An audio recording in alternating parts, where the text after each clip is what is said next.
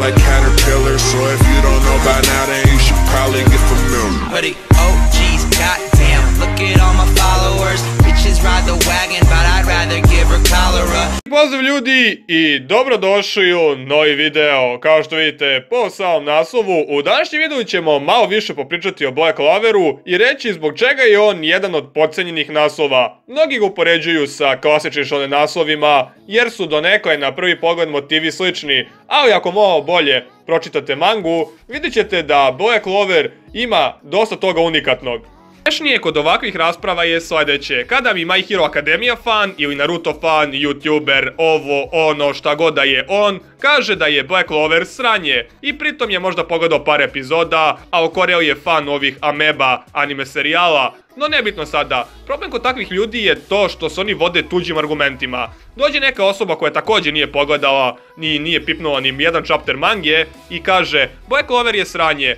Onda dođe masa debila koje kažu isto Black Clover je sranje. Smešno je voditi s argumentima drugih ljudi, ali ne uvek. Mislim, u ovom slučaju jeste zbog čega? Jer se ljudi vode argumentima ljudi koji nisu stručni u tome što pričaju. Pogledajte strane anime youtubere koji su stvarno kritičari i koji su objektivni i koji žive od toga da daju te anime kritike. I gotovo svi ti jači na glasu su stavljali Black Clover iznad čuvene My Hero Akademije, jer ponekad kvantitet nije bolji od kvaliteta. Zašto je Black Clover postao toliko bolji od My Hero Akademije, reći ću vam ukratko kroz sljedećih par minuta.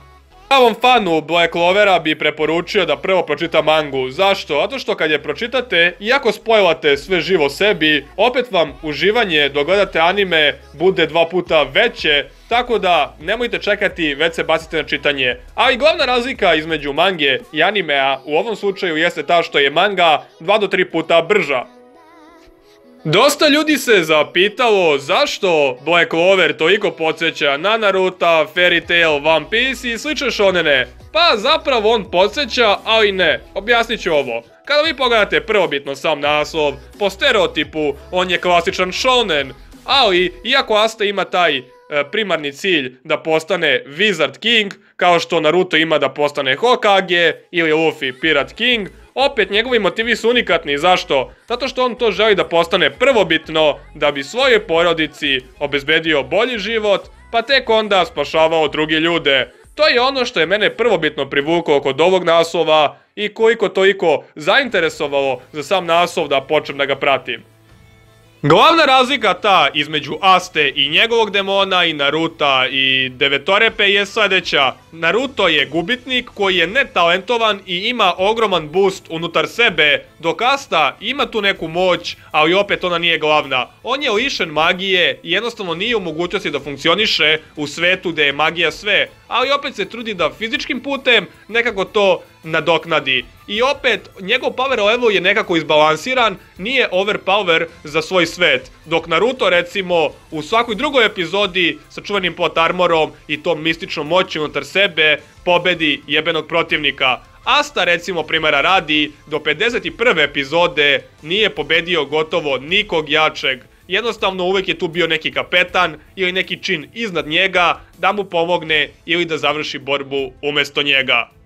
Ono što je najsmešnije ovdje jeste sljedeće, što je Black Clover za 50 epizoda bolje obradio i prikazao likove makar 2 puta nego Naruto za 500. Ali nećemo samo Naruto da uzmemo za uporedbu, nego recimo ajmo i My Hero Akademiju koja je izašla relativno isto kad i Black Clover. Zašto My Hero Akademija od samog starta nije bila kvalitetna? Jednostavno pisac je loš. Lik koji je bio predmet sprdnje u anime industriji uradio je sljedeće: pratio je trend i ubacio je sve ono što ljudi žele da vide, to jest deca do 15 godina, da vide u animeu, dodao heroje tu neku školicu i ubacio zelenog Naruta koji se zove Midoriya i jednostavno učinio naslov popularnim. Ali šta je problem? I sam vidite da My Hero Academia pada po popularnošću. Jednostavno kad je kreator loš, ne može drži kvalitet u kontinuitetu i jednostavno samo pitanje kada će se sroza.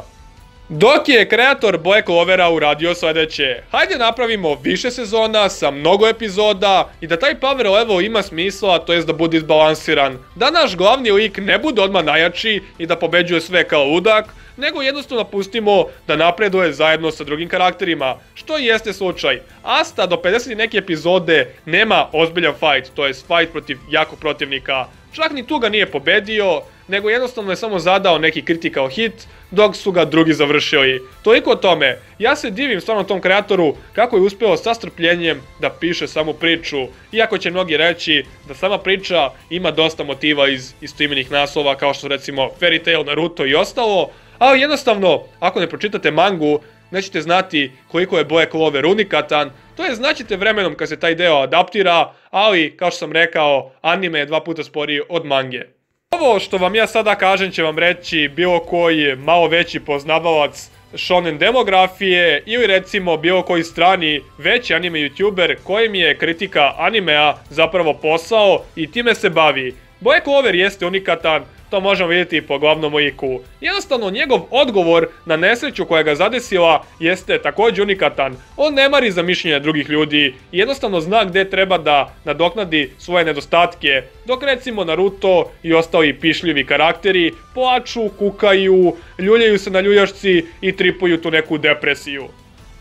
Iskreno, u početku sam bio izuzetno ljut na kreatora jer je pacing bio izuzetno spor i recimo samo adaptiranje chaptera još nije stigao ni do polovine, ali jednostavno sad mi je drago. Svi oni bolji momenti su sačuvani za negde sredinu animea ili pak kraj, dok su svi ostali naslovi tih godina ispucali sve svoje bolje momente i samo ponavljaju istu priču.